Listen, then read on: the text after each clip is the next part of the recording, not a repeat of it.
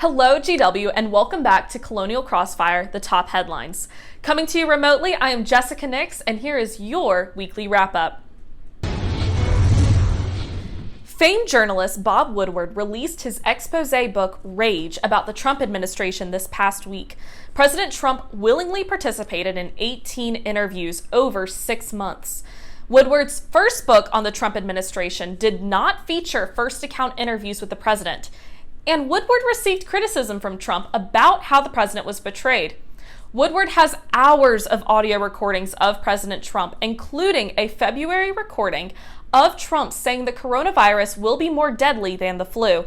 Throughout the pandemic, Trump has played down the seriousness of COVID-19, and he admitted to Woodward in March that he played it down to not induce panic. Beyond coronavirus, Trump also told Woodward about a new nuclear weapon, mentioned the United States was close to a nuclear war with North Korea in 2017. He used obscene language when criticizing his generals, and he dismissed the concept of white privilege. Woodward was criticized on social media for not releasing the audio regarding the coronavirus sooner. However, in interviews this past week, he defended his choice by saying he had no idea if what Trump was saying in February was accurate and that the interviews needed verification. The West Coast is covered in wildfires, and the Southeast is in the middle of a horrible hurricane season. Category 2 Hurricane Sally hit the Gulf this week, only 2 weeks after Category 4 Hurricane Laura damaged the coast. This is the 4th hurricane to hit the Gulf this year, and the season is stacking up to be the worst hurricane season since 2004. On the West Coast, President Trump visited the wildfires in California and denounced science at a public briefing by saying, quote, "I don't think science knows about climate." He also suggested that California needed to clear forest vegetation to prevent fires. The fires have now destroyed 3 million acres and have killed 35 people across the West Coast. Additionally, the coronavirus pandemic is still a threat to these communities, and evacuations and unpredictable weather only make the potential spread of the virus stronger. After a short hiatus in Phase 3 of vaccine testing, the University of Oxford has resumed their Phase 3 trial. The company behind the vaccine, AstraZeneca, reported that one individual exhibited a spinal cord problem with few other details. It is unknown whether the problem was caused by the vaccine. This news comes after Canada has reported no new deaths from coronavirus for the first time since March. Meanwhile, in the United States, President Trump defied Nevada's orders for in-person gatherings and held a campaign rally in person last Monday. Labor Day marks the beginning of voters paying close attention to the election season.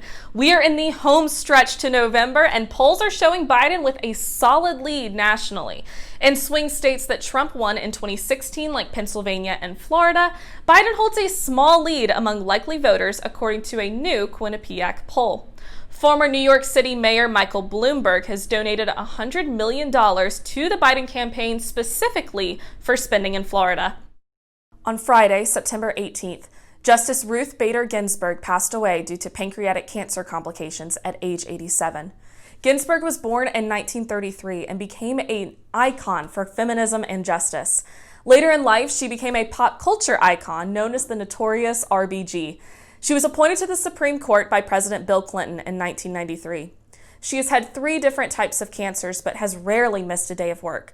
One of her most notable fights in the Supreme Court included fighting for equal pay in the Ledbetter v. Goodyear Tire and Rubber Co. case, where she dissented on the decision and argued that no one should be discriminated against on the basis of sex.